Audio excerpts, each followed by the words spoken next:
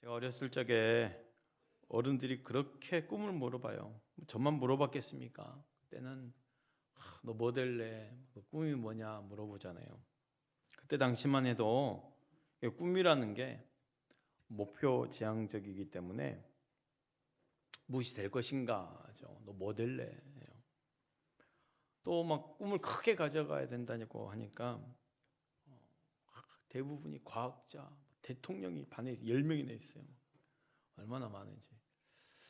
예전에 청년 한 명이 저에게 목사님 왜 목사님 되셨어요? 물어보길래 저 순간 고민했어요. 궁금해졌어요. 왜? 나는 목사가 되는 게 오직 그것만 있었기 때문에 왜 됐지? 그걸 생각해 본다면 목회자가 됐으니까 꿈을 이뤘나? 오직 한 가지 꿈만 가지고 달려왔기 때문에 목사가 되었다고 꿈을 다 이뤘을까? 근데 더 중요한 게 있지요.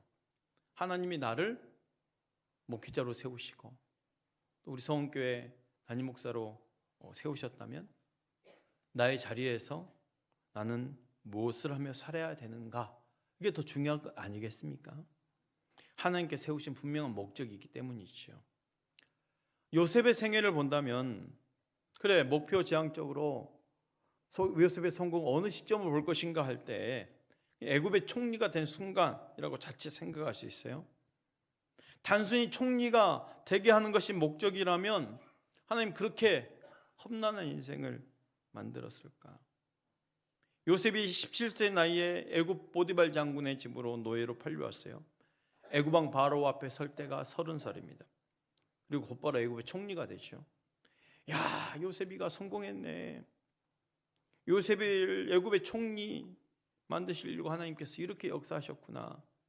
정말 요셉이 고생 많았다. 장하다 하면서 박수면서 끝나면 안 된다는 거죠. 하나님이 왜 총리로 세우셨는가? 요셉이 애굽의 총리로서 하나님 나라를 위해서 해야 할 일은 무엇인가? 이게 중요한 건 아니겠어요? 하나님의 더 큰 그림을 향해서 만족하는 것이 아니라 그 뜻을 찾고 계속적으로 달려가야 한다는 것입니다. 사랑하는 성도 여러분, 하나님 안에서 우리 사랑하는 성도님들을 목적 있는 삶을 살아가시길 축복합니다. 하나님 안에서 목적 있는 삶은 그 인생을 살아가려면 우리 인생에 창조주 하나님이 계시다는 것을 잊어서는 안 된다는 거예요. 내 인생에는요, 나에게 역사하시는 창조주 하나님이 계셔요. 우리 삶에는 하나님의 계획하심이 있어요. 에베소서 1장 11절에 하나님께서 우리 인생을 향해 그의 뜻대로 결정되는 이의 계획이 있다고 이야기하고 있어요. 에베소서 1장 11절 말씀을 우리 함께 봉독해 봅시다. 시작. 모든 일을 그의 뜻의 결정대로 일하시는 이의 계획을 따라 우리가 예정을 입어 그 안에서 기업이 되었으니. 하나님께서는요, 태초부터 한 사람을 향한 아주 특별한 계획을 가지고 계셨습니다. 우리 삶에는 하나님께서 계획하신 명확한 설계도가 있고 목적이 있습니다. 그러니 우리 삶은 결코 우연이 아니라는 거예요. 여러분과 저의 만남이 우연이 아닌 것이요. 성도와 성도의 만남이 우연이 아닌 거예요. 분명한 목적이 있습니다. 하나님은 우리를 우연의 산물로 창조하지 않으셨어요. 내 삶을 지배하는 것은요, 하나님의 사랑 넘치는 계획입니다. 이 계획 속에서 사랑한 자녀들 향한 아버지의 기대와 사랑이 있다라는 거죠. 그러면 이 계획을 발견하고 이루어가는 것이 바로 이 땅을 살아가는 우리 인생의 목적이라는 거예요. 사람들은 인생을 마치 하얀 캔버스 위에 화려한 그림을 그리는 것으로 생각해가지고 그래 마치 주목받고 그 환호를 받고 화려한 그림을 그리는 것이야말로 성공한 인생이라고 생각할 수 있어요. 그런데 이 성공과 실패에 대한 정의에 중요한 사실이 있습니다. 그것은 우리 인생의 창조주 하나님이 계시다는 거예요. 우리 인생에는 나를 디자인한 분이 계십니다. 그렇기 때문에 인생의 성공은 사람들이 환호할 만한 그 화려한 그림이 그려졌다고 해서 그것으로 정의될 수 없는 거예요. 창조자 하나님이 계시다면 인생은요, 창조주가 계획한 대로 산 것으로 정의되어야 되는 거예요. 화려한 직업, 내가 가지고 있는 많은 것들로 인해서 평가되는 것이 아니라 누가 더 하나님의 계획하심에 가까운 이 인생을 살았는가, 이게 중요한 거죠. 하나님의 계획하심에는 중요한 속성이 있는데 그것은 하나님의 계획을 이루어갈 때에 행복하다는 거예요. 하나님의 계획 속에서 멀어질 때 공허하다는 거예요. 하나님의 계획 속에서 멀어지면서 더 많이 가지고 더 많은 것을 이루어도 공허한 거예요. 우리는 하나님의 계획 속에 만들었기 때문에 그 계획에 맞추어서 가까이 갈 때에 행복을 누리는 겁니다. 하나님 그렇게 창조하셨어요. 하나님의 계획을 알지 못하는 공허합니다. 무엇을 해도 무엇을 성취해도 부족함을 느끼는 거예요. 돈을 많이 벌어도 그게 하나님 계획 속에서 멀어져 있는 것이라면 이게 다가 아닌데, 큰 성공도 얻어도 이게 하나님 계획하신 바가 아니라면 이게 뭔가 무슨 소용이지 않은 마음이 드는 거예요. 그렇다면 성경의 인물들은 어떻게 하나님의 계획을 이루어 갔을까요? 성경에 기록된 인생들은 분명 우리 모델들이 되죠. 이것을 보여준 대표적 인물이 바로 요셉이에요. 하나님은 요셉에게 꿈을 주셨어요. 요셉은 야곱이 사랑하는 아내 라헬을 통해서 얻은 매우 총애하는 아들이었어요. 다른 아들들보다 더 사랑했어요. 어느 날 요셉이 꿈을 꾸네요. 형들의 곡식단이 자기 곡식단에 절하는 거예요. 이어서 또 꿈을 꿔요. 해, 달, 별, 그 11별까지도 다 절하는 거예요. 이 꿈을 해석하지 않아도 누구든지 알 수 있는 명백한 내용이죠. 하나님 요셉이를 높이시겠다는 거예요. 이 꿈들은 요셉을 향한 하나님의 계획을 보여주는 꿈이었어요. 하나님은 나를 향해 가지고 계신 당신의 계획들을요, 힐끗힐끗 보여줄 때가 있어요. 예를 들어서 마치 부모가 아들을 장래 축구 선수로 만들고 싶어. 공을 굴려주면서 한번 차봐라고. 잘하지도 못하는데 잘한다. 너는 재능이 있는 것 같아 하면서 얼핏 가슴 설리게 만드는 거예요. 왜 그럴까? 하나님은요, 우리에게 꿈을 꾸게 하시면서 비전을 심어주시는 거예요. 빌립보서 2장 13절 이렇게 말씀합니다. 너희 안에서 행하시는 이는 하나님이시니 자기의 기쁘신 뜻을 위하여 너희에게 소원을 두고 행하게 하시는. 하나님은 우리에게 비전과 소원을 주셔서 그 꿈을 향해서 우리 가슴을 뛰게 만드시는 거죠. 그래서 내가 내 욕심을 따라 꿈을 꾸는 것은요, 아니면 말고 시계 막연한 환상일 수 있지만 하나님께서 주신 꿈은요, 우리 가슴을 설레게 만듭니다.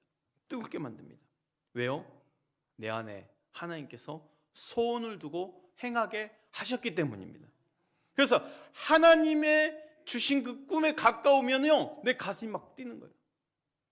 가슴이 뜨거워지는 거예요. 그러나 여러분, 우리 자녀들을 위해서 기도할 때도 그렇게 기도하셔야 돼요.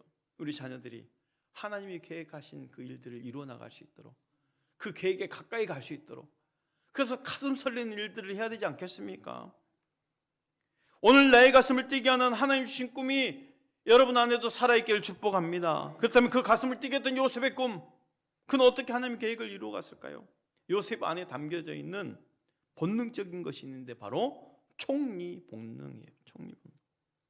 요셉의 인생을 보면 재미있는 현상을 발견하게 되는데, 그가 어디 있든지 어디를 가든지 그곳에서 총리 역할을 했다는 거예요.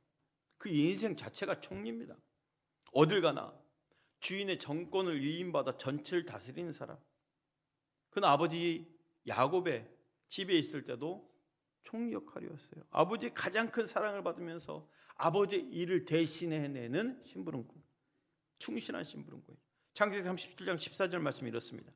이스라엘이 그에게 이르되 가서 내 형들과 양떼가 다 잘 있는지를 보고 돌아와 내게 말하라고 그를 헤브론 골짜기에서 보내니 그가 세겜으로 가니라. 아버지의 정권을 위임받아서 아버지를 대신해서 형들이 있는 곳에 가서 잘 있는지 보고 돌아오는 거예요. 요셉의 총리 본능은 노예로 팔려가서도 멈추지 않습니다. 보디바리 집에 노예로 팔려가서도 시간이 흐르자 요셉은 어느덧 주인의 신뢰를 얻어서 그 집 가정의 총리가 되죠. 4절 말씀입니다. 요셉이 그의 주인에게 은혜를 입어 섬김에 그가 요셉을 가정 총무로 삼고 자기의 소유를 다 그의 손에 위탁하니 하나님이 그와 함께 하셔서 그의 모든 형통케 하심을 보디발이 보고 깨닫게 되어서 요셉을 신뢰하게 되죠. 그래서 보디발은 요셉을 종들 중에 한 사람으로 여기지 않고 그에게 자기 소유를 다 위탁해서 관리하게 하는 중요한 직책을 맡게 되는 거예요. 요셉은 보디발 집안의 가정의 총무가 되어서 모든 소유를 관리하게 되는 거예요. 그의 구덩이 같은 인생 속에서 그래도 뭔가 기쁨이 생긴 거죠. 그런데 그 기쁨도 잠시네요. 요셉은 보디발 아내의 유혹을 거절하다가 누명을 쓰고 감옥에 갇히게 됩니다. 자, 구덩이에 던져지고 노예로 팔려가는데 이제 감옥까지 들어갔어요. 요셉의 인생이 완전히 끝이 난 것 같습니다. 그런데 놀라운 것은요, 이 감옥에서조차도 총리 역할을 하는 거예요. 놀랍지 않습니까? 정말이지 그의 인생 자체가 총리예요. 창세기 39장 22절 3절이에요. 간수장의 옥중 제수를 다 요셉의 손에 맡김으로 그 재반 사물을 요셉이 처리하고 간수장은 그의 손에 맡긴 것을 무엇이든지 살펴보지 아니하였으니 이는 여호와께서 요셉과 함께 하심이라. 여호와께서 그를 범사에 형통하게 하셨더라. 감옥에서조차 총리가 돼요. 왜 그럴까요? 하나님께서 요셉에게 담아놓으신 것이 바로 총리이기 때문이에요. 하나님의 계획 자체가 총리이기 때문이에요. 나를 어디에 두든지, 그것이 존귀한 곳이든 감옥이든 어디에 두든지 나에게 담아놓으신 하나님의 섭리를 막을 수 없는 겁니다. 반드시 나타납니다. 나타날 수밖에 없습니다. 왜요? 나를 향한 하나님의 계획이기 때문이에요. 하나님 그렇게 창조하셨기 때문이에요. 하나님 그렇게 인도하시기 때문입니다. 그리고 드디어 애굽 왕 바로 앞에 섰을 때 애굽의 총리가 되죠. 창세기 41장 41절 33절 말씀이에요. 바로가 또 요셉에게 이르되 내가 너를 애굽 온 땅의 총리가 되게 하노라 하고 자기의 인장 반지를 빼어 요셉의 손에 끼우고 그에게 세마포옷을 입히고 금사슬을 목에 걸고 자기에게 있는 버금술에 그를 태우매 무리가 그 앞에서 소리 지르기를 엎드리라 하더라. 바로가 그들에게 애굽 전국을 총리로 다스리게 하였더라. 애굽 총리가 됐어요. 와, 됐어요. 드디어. 그런데 애굽의 총리가 된 게 결론이 아니에요. 진짜 하나님이 담아놓으신 그 계획이 성취되기 위해서 결국 돌고 돌아서 처음 아버지 집에서의 총리 역할로서의 하나님의 뜻을 완벽하게 이루어내는 것입니다. 보세요. 아브라함과 이삭과 야곱에 이어지는 구속의 역사를 보면요, 하나님은 레아를 통해서 네 아들이 나왔죠. 시므온, 루벤, 시므온, 레위, 유다예요. 여기서 레위는 제사장 족속, 유다는 메시아 계보예요. 그러니까 이 레아라는 여인을 통해서 4명의 아들이 나왔는데 세상에 4명의 아들 중에 한 명의 아들이 제사장 계보로 흐르는 역사이고 한 명의 아들이 메시아의 구속 역사로 흐르는 계보예요. 그러면 야곱이 사랑하는 라헬을 통해서 누가 나옵니까? 요셉과 베냐민이 나오죠. 여기서 요셉이 해야 할 일이 있어요. 바로 제사장과 메시아의 구속 역사가 이어질 수 있도록 조력자 역할을 감당하는 총리, 그 집안에서도 구속 역사가 흐를 수 있도록 도와주는 총리, 조력자, 하나님의 구속 역사를 이루기 위한 총리였던 거예요. 결국 애굽의 총리로서 그는 가나안의 온 가족들을 애굽에 들이게 하죠. 그 가정이 완벽하게 보호를 받으며 훗날 민족이 되어지는 근간이 만들어져요. 그때 가족의 수가 70명이었어요. 창세기 46장 27절 말씀입니다. 애굽에서 요셉이 낳은 아들은 2명이니 야곱의 집 사람으로 애굽에 이른 자가 모두 70명이었더라. 그 70명이 430년 후에 어떻게 되었습니까? 출애굽기 12장 40절 말씀, 이스라엘 자손이 애굽에 거주한 지 430년이라. 37절 이렇게 말합니다. 이스라엘 자손이 람셋을 떠나서 숫곳에 이르니 유아 외에 보행하는 장정이 60만 가량이요. 유아 예외 보행하는 장정 남자의 수만 60만 명입니다. 얼추 여인들 아이들 다 합하면 200만이 되겠죠. 일개 한 가정을 민족으로 만들어서 하나님이 지정하신 영토에 집어넣어 나라를 만들고자 하는 큰 계획을 가지고 계시는데 요셉을 통해서 하나님 백성, 하나님 나라를 만들기 위한 총리로서의 하나님의 계획이었던 것입니다. 여러분, 환경 때문에 하나님 계획이 막힌다고 생각하나요? 만약 환경 때문에 막히면 그건 나를 향한 하나님 계획이 아닙니다. 여러분을 향한 하나님의 계획은 환경 때문에 막히지 않습니다. 절대로 환경 때문에 막히지 않습니다. 환경만 놓고 보면 요셉의 환경은 최악이죠. 형제들이 배신하고 노예로 팔리고 감옥에 죄수로 들어가고 정말 잔인한 환경입니다. 요셉이 왜 이렇게 험난한 인생을 살아야 했을까 생각해 보면 여러분 인삼과 산삼의 차이를 아시죠? 이걸 예를 들어볼게요. 인삼과 산삼의 차이는요, DNA 차이가 아니에요. 심겨진 장소의 차이예요. 똑같은 씨가 정말 자라기 힘들고 열악한 환경인 그 산 깊은 골짜기에 뿌려져 버리면 산삼이 되는 것이고, 그냥 밭에 뿌려지면 인삼이 되는 거예요. 열악한 환경에 뿌려진 그 씨가 산삼이 되는 이유는 그 열악한 환경에 살아남기 위해서 뭔가 특별한 물질을 만들어내는데, 그 만들어낸 물질이 일명 죽은 사람도 살린다는 그 산삼이 만들어지는 거죠. 근데 편안한 밭에서 자란 인삼 보세요. 찾아볼 수 없는 성분이에요. 그 인삼은 6년이면 다 자랍니다. 근데 산삼은 아주 조금씩 자라죠. 그 1mm도 안 되는 그 크기를 자랄 때 1년 이상, 그래서 15년 이상 자라야 어느 정도 산삼처럼 보이겠죠. 어떤 것은 수백 년 된 산삼도 있고. 여러분 보세요. 하나님 나를 향한 계획은 인삼이 아니라 산삼이에요. 인삼밭에서 금세 쑥쑥 찍어낸 삶은 결코 산삼이 될 수 없죠. 이해할 수 없는 환경에서 견디고 그렇게 엄청난 가치로 인정받는 산삼이 되는 거예요. 그러니 성공과 축복의 개념은 결과가 아니죠. 과정이에요. 하나님이 계획하신 그 과정 속에 내가 있는가? 그 속에서 나는 인내하고 있는가? 그 고난과 인내의 과정을 통해서 결국 요셉을 하나님의 뜻 가운데 세우신 거죠. 요셉만 특별한 거 아닙니다. 우리 모두에게도 공통된 하나님의 계획이 있음을 믿으시길 바랍니다. 모든 하나님의 사람들의 공통된 하나님의 계획은요, 생명 살리는 것으로 귀결돼요. 우리의 사명은 영혼 구원입니다.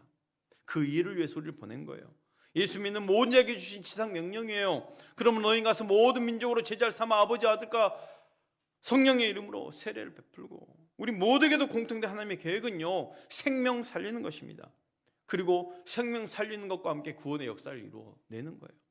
요셉이 나중에 하나님의 섭리와 경륜을 깨닫고 형들 앞에서 고백하는 것을 보십시오. 창세기 45장 7절 이렇게 고백하죠. 함께 읽어볼까요? 시작. 하나님이 큰 구원으로 당신들의 생명을 보존하고 당신들의 후손을 세상에 두시려고 나를 당신들보다 먼저 보내셨나니. 말씀 잘 보십시오. 당신들의 생명을 보존하고요, 그리고 당신들의 후손을 세상에 두시려고 해요. 당신의 생명을 보존하고 생명을 살리는 것, 당신들의 후손을 세상에 두시려고 구원의 역사예요.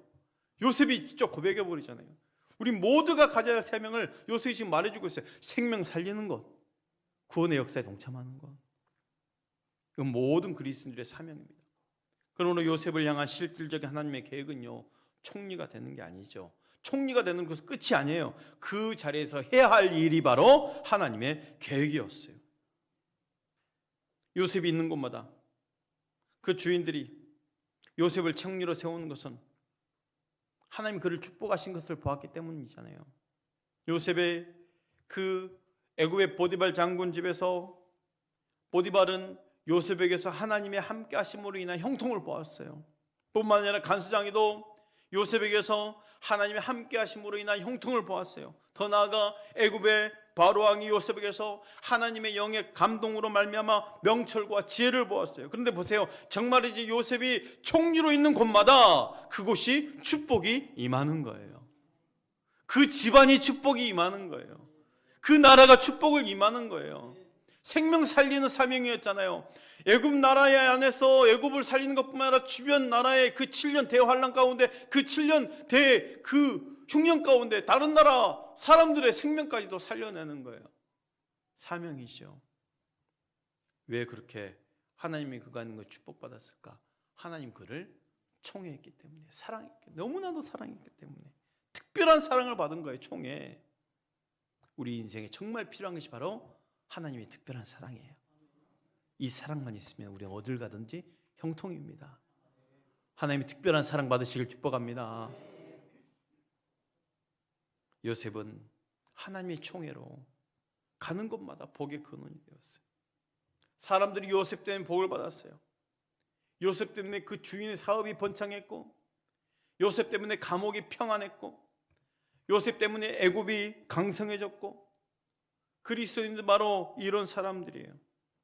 모든 하나님의 사람의 공통된 하나님의 계획은 생명 살리는 것이라 말씀드렸습니다. 요셉은 다른 사람의 생명 살리는 데 있어서 그가 축복의 근원이 되었다는 거예요. 결국 요셉은 온 가족을 살려내는 축복의 근원이 되네요.